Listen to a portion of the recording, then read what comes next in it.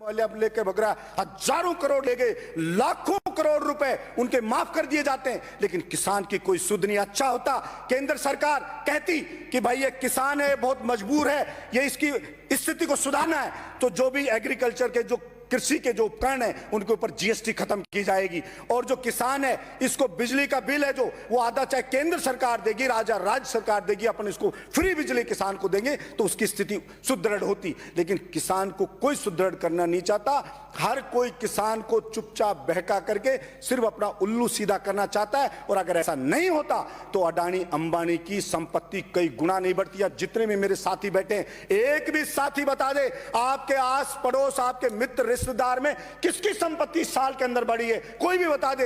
हर आदमी की संपत्ति गिरी है, हर आदमी बर्बाद हुआ है। फिर अडानी अंबानी में कौन सी चीज है कि उनकी संपत्ति कई गुना बढ़ती जा रही है? ऐसा कौन सा वो कहां से पैदा हो गए कि सब कुछ उनका बढ़ता जा रहा है? लेकिन मैं समझाऊं कि सरकारें नीतियां ऐसी बनाती है कि उनको मालामाल कर दिया जाता है और गरीब आदमी, मेहनत का आदमी के खून को चूस लिया जाता है। नोटबंदी हुई थी सभापति महोदय, तो सपना दिखाया गया था गरीब जनता को, मेहनत कश जनता को, कि नोटबंदी होने के बाद में अमीर और गरीब के बीच की खाई पाट दी जाएगी, अमीर और गरीब बिल्कुल बराबर हो जाएंगे। लेकिन उस नोटबंदी को बंद हुए इतना समय हो गया और उसके बाद वो गरीब की तो बावड़ी नहीं, वो गरीब तो बेचारा और गरीब होता चला गया और कुछ बर्बाद होता चला गया, और अडानी और अंबानी की संपत्तियां कई गुना बढ़ती चली गई।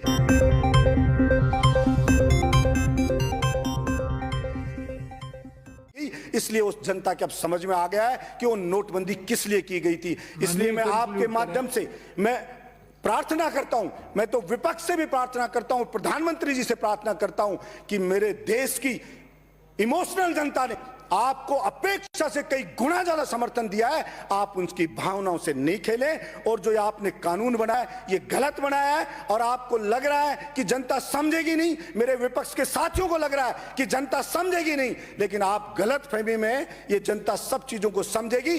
और इस आने वाले उस खतरे को आप देख लीजिए, नहीं देखा तो आगे जो होगा जनता के साथ, वो आने वाली पीढ़ियां हमारे को माफ नहीं करेंगी कि ये काला कानून बन रहा था लेकिन किसी ने विरोध नहीं किया। इसलिए हो सकता है मेरा बोलना, मेरा प्रयास, मैं चाहे आंदोलन करना पड़ा तो वो भी करूंगा, मेरा प्रयास हो सकता है सागर में एक बूंद के जैसा ही हो, लेकिन मैं फिर भी करूंगा। मैं उसी चिड़िया की तरह करना चाहता हूं। जंगल में एक बार आग लग गई तो एक चिड़िया चोंच में भर भर के पानी लाके आग के ऊपर डाल रही थी बुझाने के लिए।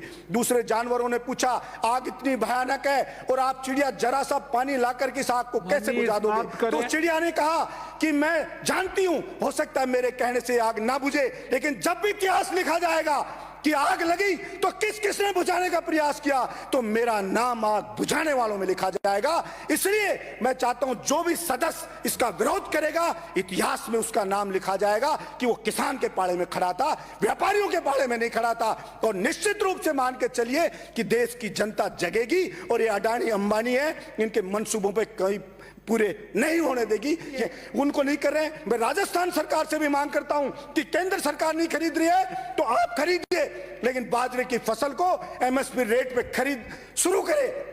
जब सारी फसल बिक जाती है सभापति महोदय, तब एमएसपी पे खरीद चालू होती है। क्या पता नहीं है सरकार को, क्या सारे के सारे मंदबुद्धि है सरकार में बैठे लोग कि भाई इसकी एमएसपी पे ये फसल इस टाइम आती है, डेट निश्चित कर दी, आप लाइए फसल को बेचिए, हम खरीदेंगे। लेकिन सारी फसल बिक जाती है तब ढकोसला करने के लिए उसको खरीदा जाता है, और वो भी एक लिमिट में खरीदा जाता है। इसलिए इस किसान के साथ इतना ज्यादा अन्याय मत करो, इतना ज्यादा अत्याचार मत करो कि आपको नरक में भी जगह ना मिले, ऐसा कृत्य ना करो। जय। कृपया करके किसान भाई इस वीडियो में एक लाइक ज़रूर कीजिए और इस वीडियो को ज़्यादा से ज़्यादा किसानों में शेयर करते रहिए, जिससे आपकी बात आगे तक पहुँचे।